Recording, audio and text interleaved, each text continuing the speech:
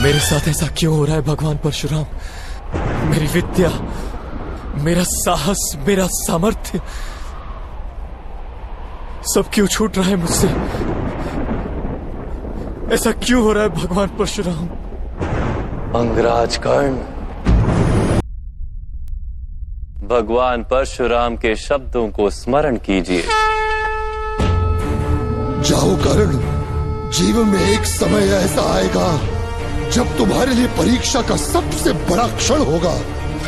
तो उसी क्षण तुम्हारी विद्या तुम्हारा साथ छोड़ देगी, लुप्त हो जाएगी, तुम्हारे किसी काम नहीं आएगी। जो विद्या नीति के मार्ग पर चलकर प्राप्त की जाती है, वो संकट के समय में साथ छोड़ देती है।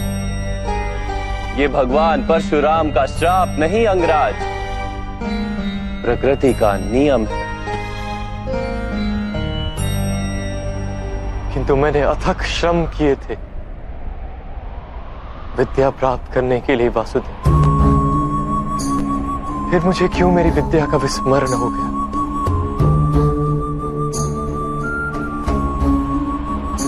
विद्या प्राप्त करने का प्रयत्न आपने क्यों किया था अंगराज? क्या विद्या का महत्व जाना था आपने? क्या विद्या प्राप्त करके समाज को लाभ देने की इच्छा थी आपके हृदय में? या केवल अपने अपमान का प्रतिशोध लेने हेतु आपने विद्या प्राप्त की? जब ज्ञान को मनुष्य साधन मानता है, किसी अन्य वस्तु को प्राप्त करने हेतु ज्ञान ग्रहण करने निकलता है,